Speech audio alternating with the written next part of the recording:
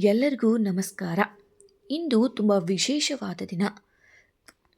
ಕಾಲಾಷ್ಟಮಿ ಬಂದಿರುವಂತಹ ದಿನ ಎಂದರೆ ತಪ್ಪಾಗಲಾರದು. ಕಾಲ ಭೈರವ ಗಾಯತ್ರಿ ಮಂತ್ರವು ಶಿವನ ಕಾಲಭೈರವ ರೂಪವನ್ನು ಆಧರಿಸುವ ಶಕ್ತಿಶಾಲಿ ಮಂತ್ರವಾಗಿದೆ. ಇದನ್ನು ಪ್ರತಿದಿನ ಅಥವಾ ವಿಶೇಷವಾಗಿ ಭಾನುವಾರ ಪಠಿಸುವುದರಿಂದ ದುಃಖ, ಭಯ, ನಕಾರಾತ್ಮಕ ಶಕ್ತಿಗಳು ದೂರವಾಗಿ ಜೀವನದಲ್ಲಿ ಸುಖ, ಶಾಂತಿ ಮತ್ತು ಆರೋಗ್ಯ ವೃದ್ಧಿಯಾಗುತ್ತದೆ. ಕಾಲಭೈರವನ ಕಥೆ ಮುಖ್ಯವಾಗಿ ಬ್ರಹ್ಮದೇವನ 5ನೇ ತಲೆಯ ಸಂಹಾರಕ್ಕೆ ಸಂಬಂಧಿಸಿದೆ. ಈ ಪುರಾಣದ ಕಥೆಯ ಮುಖ್ಯಾಂಶಗಳು ಕೂಡ ಇಲ್ಲಿದೆ. ಬ್ರಹ್ಮದೇವ ಮತ್ತೆ ಕಾಲಭೈರವನ ಕಥೆಯನ್ನು ನಿಮಗೆ ತಿಳಿಸ್ಕೊಡ್ತೇನೆ. ಬನ್ನಿ ಸ್ನೇಹಿತರೆ. ಮುಖ್ಯವಾಗಿ ಬ್ರಹ್ಮದೇವನ 5ನೇ ತಲೆಯ ಸಂಹಾರಕ್ಕೆ ಸಂಬಂಧಿಸಿದೆ ಇದು. ಹಾಗಾದರೆ ಬನ್ನಿ ಸ್ನೇಹಿತರೆ. ಬ್ರಹ್ಮದೇವ ಮತ್ತು ವಿಷ್ಣುವಿನ ನಡುವೆ ನಾನೇ ಶ್ರೇಷ್ಠ ಎಂಬ ಅಹಂಕಾರದ ಚರ್ಚೆ ನಡೆದಾಗ ಶಿವನು ಅವನ ಮುಂದೆ ದೊಡ್ಡ ಜ್ಯೋತಿರ್ಲಿಂಗವಾಗಿ ಪ್ರತ್ಯಕ್ಷನಾದನು. ಬ್ರಹ್ಮನ ಅಹಂಕಾರಕ್ಕಾಗಿ ಶಿವನ ದಿವ್ಯ ರೂಪವನ್ನು ನೋಡಿದರು. ಬ್ರಹ್ಮದೇವನು ತನ್ನ 5ನೇ ತಲೆಯಿಂದ ಶಿವನನ್ನು ಅಪಹಾಸ್ಯ ಮಾಡಿದನು. ಬ್ರಹ್ಮನ ಈ ಅಹಂಕಾರ ಮತ್ತು ಸುಳ್ಳನ್ನು ಸಹಿಸದ ಶಿವನು ತನ್ನ ಹುಬ್ಬಿನಿಂದ ಅತ್ಯಂತ ಭೀಕರ ರೂಪವಾದ ಕಾಲಭೈರವವನ್ನು ಸೃಷ್ಟಿಸಿದನು. ಕಾಲಭೈರವನು ತನ್ನ ಉಗುರಿನಿಂದ ಬ್ರಹ್ಮನ 5ನೇ ತಲೆಯನ್ನು ಚಿವುಟಿ ಹಾಕಿದನು.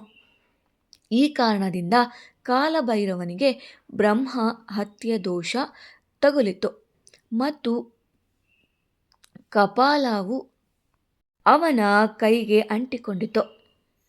ಈ ಪಾಪದಿಂದ ಮುಕ್ತಿ ಪಡೆಯಲು ಕಾಲಭೈರವನು ಲೋಕ ಸಂಚಾರ ಮಾಡಿ ಅಂತಿಮವಾಗಿ ಕಾಶಿಯನ್ನು ತಲುಪಿದ. ಅಲ್ಲಿ ಆ ಕಪಾಲವು ನೆಲಕ್ಕೆ ಬಿತ್ತು. ಆದ್ದರಿಂದ ಅವನಿಗೆ ಅಲ್ಲಿ ಮುಕ್ತಿ ದೊರೆಯಿತು. ಅಂದಿನಿಂದ ಕಾಲಭೈರವನು ಕಾಶಿಯ ರಕ್ಷಕ ಅಥವಾ ಕಾಶಿಕ ಪುರಾಧಿನಾಥ ಎಂದು ಕರೆಯಲ್ಪಟ್ಟಿತು. ಕಾಲಭೈರವ ಆರಾಧನೆಯ ವಿಶೇಷತೆಗಳು. ಕಾಲಭೈರವ ಎಂದರೆ ಸಮಯದ ದೇವರು. ಇವನು ಮನುಷ್ಯರ ಸಮಯವನ್ನು ನಿರ್ವಹಿಸುತ್ತಾನೆ ಮತ್ತು ಅಹಂಕಾರವನ್ನು ನಾಶಪಡಿಸುತ್ತಾನೆ. ಕಾಲಭೈರವನ ವಾಹನ ನಾಯಿ. ಆದಿ ಶಂಕರಾಚಾರ್ಯ ರಚಿಸಿದ ಕಾಲಕಾಷ್ಟಕಂ ಸೂತ್ರವು ಕಾಲಭೈರವನ ಮಹಿಮೆ ಸಾರುತ್ತದೆ. ಇದನ್ನು ಪಠಿಸುವುದರಿಂದ ಪಾಪಗಳು ನಾಶವಾಗುತ್ತದೆ ಮತ್ತು ಇಷ್ಟಾರ್ಥಗಳು ಸಿದ್ಧಿಯಾಗುತ್ತದೆ ಎಂದು ನಂಬಲಾಗಿದೆ. ಬನ್ನಿ ಸ್ನೇಹಿತರೆ, ಕಾಲಭೈರವನ ಗಾಯತ್ರಿ ಮಂತ್ರವನ್ನು ತಿಳಿಸಿಕೊಡುತ್ತೇನೆ.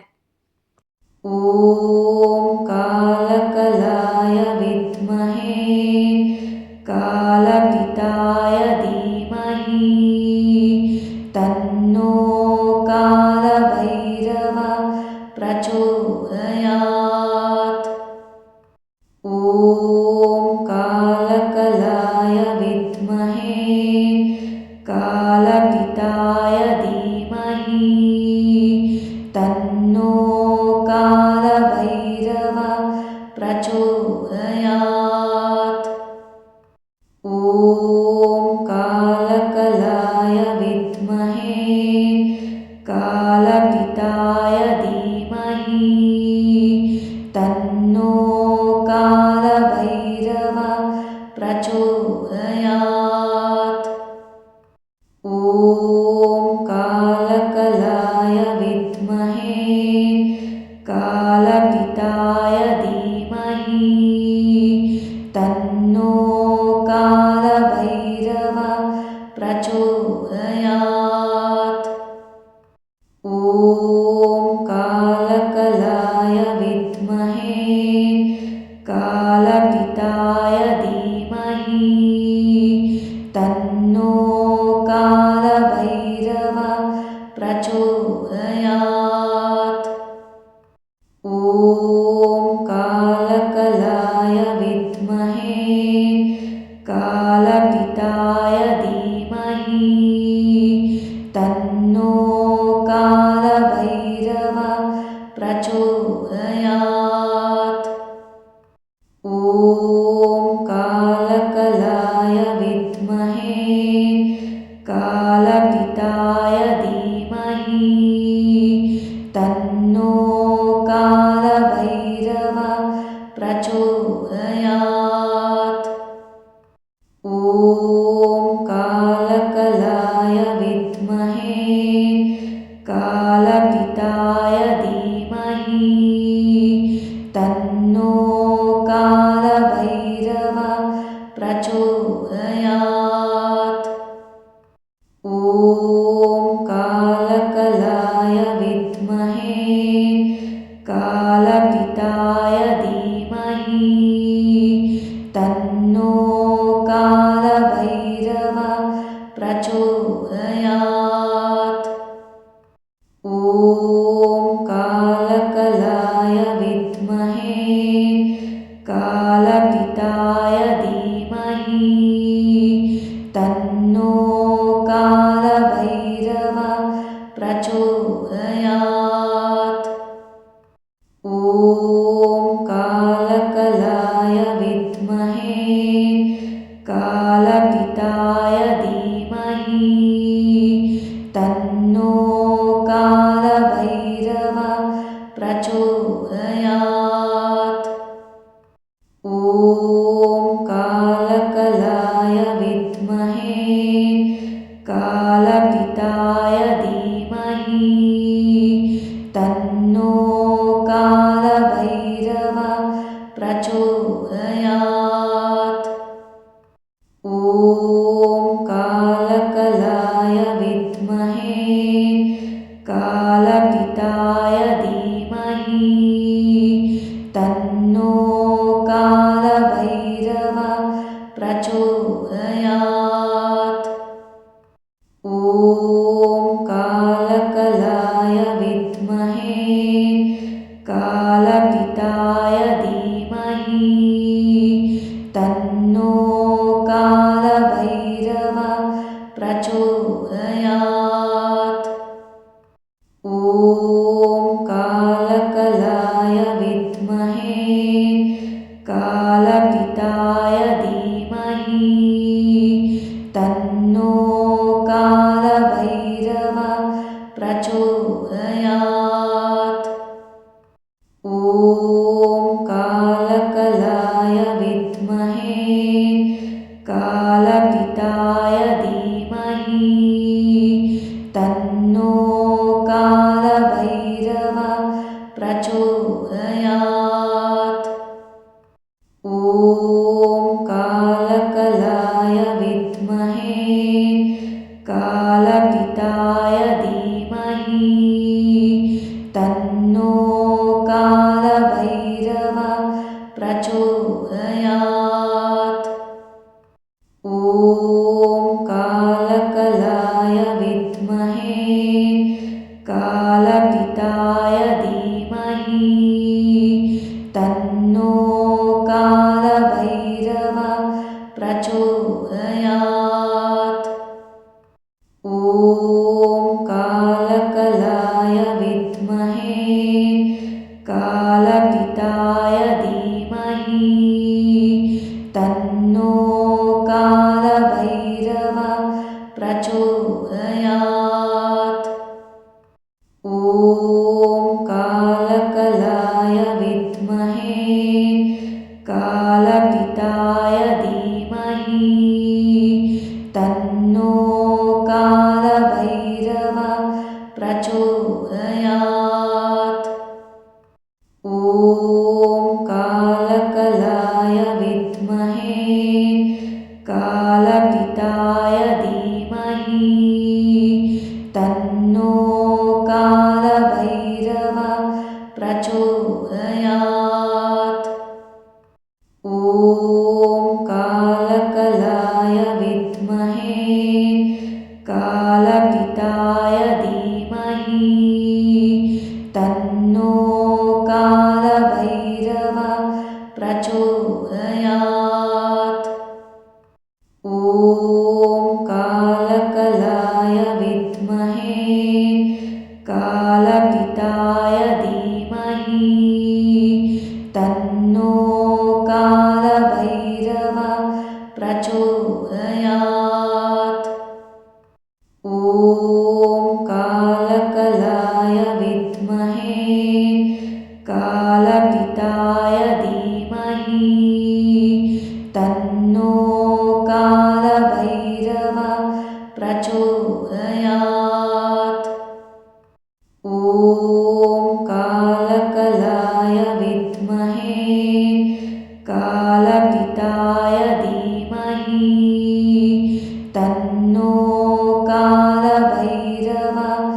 प्रचोदयात्। ॐ कालकलाय विद्महे कालपिताय धीमहि तन्नो कालभैरव प्रचोदयात्। ॐ कालकलाय विद्महे कालपिताय धीमहि तन्नो कालभैरव प्रचोदयात्। ॐ कालकलाय विद्महे कालपिताय धीमहि तन्नो कालभैरव प्रचोदयात्। ॐ कालकलाय विद्महे कालपिताय धीमहि तन्नो कालभैरव प्रचोदयात्। ॐ कालकलाय विद्महे कालपिताय धीमहि तन्नो कालभैरव प्रचोदयात्। ॐ कालकलाय विद्महे कालपिताय धीमहि तन्नो कालभैरव प्रचोदयात्।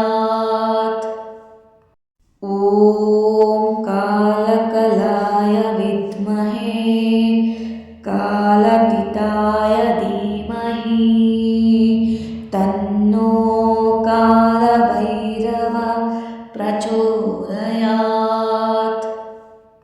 ॐ कालकलाय विद्महे कालपिताय धीमहि तन्नो कालभैरव प्रचोदयात्।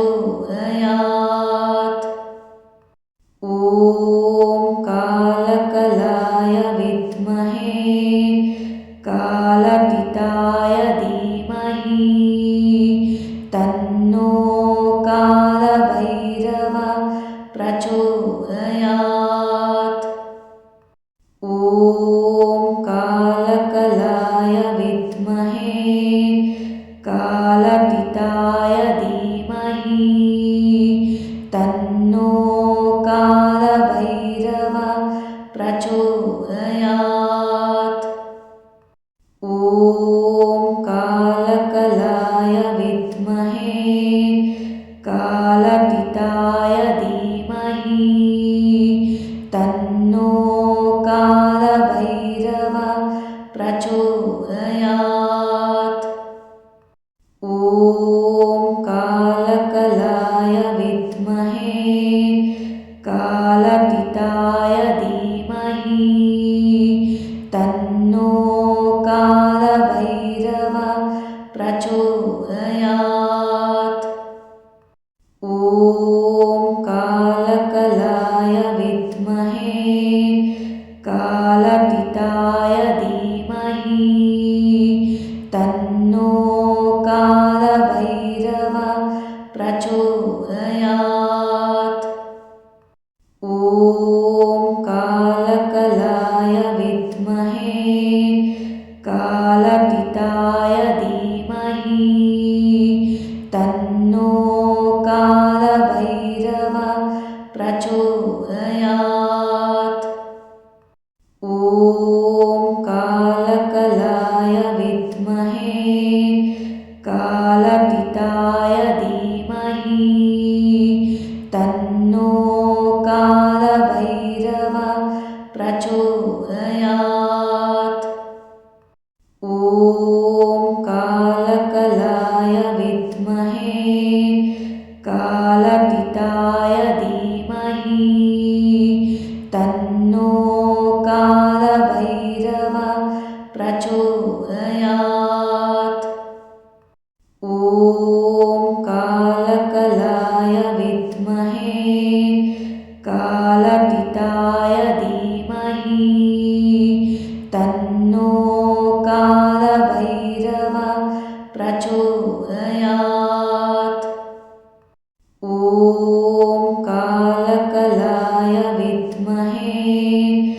कालपिताय धीमहि तन्नो कालभैरव प्रचोदयात्। ॐ कालकलाय विद्महे कालपिताय धीमहि तन्नो कालभैरव प्रचोदयात्। ॐ कालकलाय विद्महे कालपिताय धीमहि तन्नो कालभैरव प्रचोदयात्। ॐ कालकलाय विद्महे कालपिताय धीमहि तन्नो कालभैरव प्रचोदयात्। ॐ कालकलाय विद्महे कालपिताय धीमहि तन्नो कालभैरव प्रचोदयात्। ॐ कालकलाय विद्महे कालपिताय धीमहि तन्नो कालभैरव प्रचोदयात्। ॐ कालकलाय विद्महे कालपिताय धीमहि तन्नो कालभैरव प्रचोदयात्।